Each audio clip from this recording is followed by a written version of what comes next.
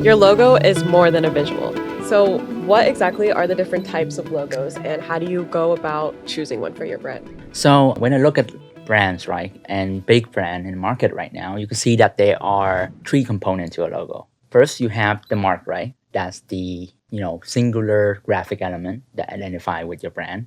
That's the F of Facebook, that the HBO, that's what's called a monogram, or that could be very pictorial, like Wendy's or Twitter, like that symbol that they have. These are great for a mobile application because of how constrained they are. But also, they are a bit difficult to use for newer brands just because like people won't necessarily know your name from looking at your logo, right? Because like if you look at a brand like Wendy, now imagine you don't know anything about Wendy and you see just that logo of that red hair girl who probably won't know what the name is. So that's really important for a new brand to think about when they're using like a mark. Where a word mark, is a bit more better for brand recognition in that way, right? Because like you have your brand spelled out, usually big brand, you will see that they, choose a font that kind of reflect their value, but they also tweak it a bit to make it feel custom, make it feel like it's something unique. And short brand, they go haywire with this because it's so easy. But, it's really hard if you have a really long name to fit in a smaller like size, like a mobile app. So that's why you see a lot of brands have both, like a mark and a word mark. And when they are together, that's what's called combination mark.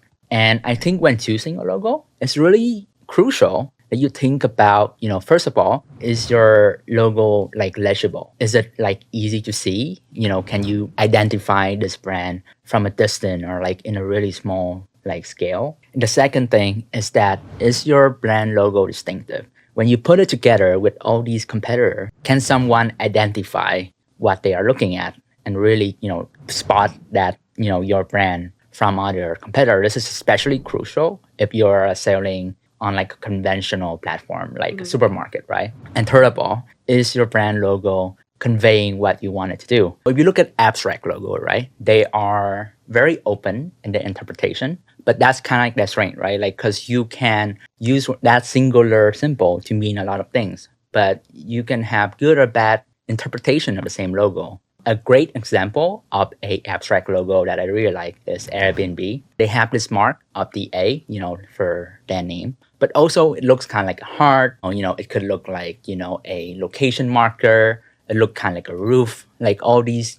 positive connotation is what really make it a successful abstract logo. So, when you are looking out and choosing what will be the mark that represent your brand, it's really important to test out what people would actually see your logo as. And that is crucial to, aligning your logo to what your brand represent and what your mission is. Yeah, because when we were designing our brand for Coeus, we knew that we wanted the owl because Coeus is the Greek titan of intelligence and he always carried an owl with him, and we wanted to have that educational symbol. But even then, we went through many different designs for just an owl. Like, we wanted to make sure every detail really aligned with what we wanted it to represent. And so, yeah, it wasn't just like a one and done design the brand. A lot of thought goes into it. And even as a startup, we have the combination logo. So we have our owl mark and then our word mark, Coeus Collective, in our specific font with the little prism in the O. So that is very important to us,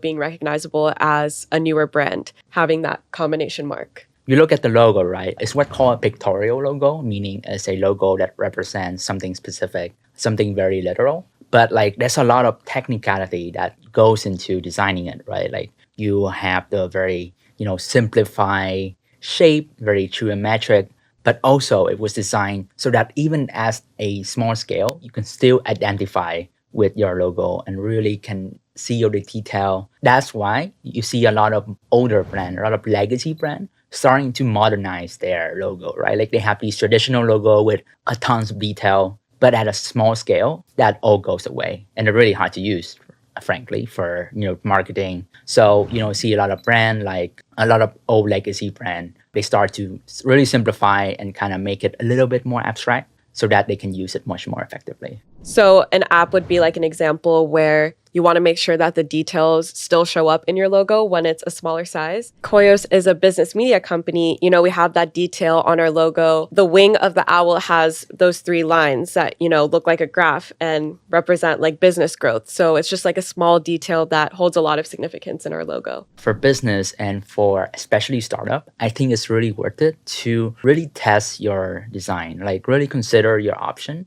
and really pay attention to detail, because that mark gonna stick with you like for a long while, maybe up until you rebrand, years later. But I would encourage, startup and new businesses to really refine, to really consider, and to really test out your logo against your audiences. Let it all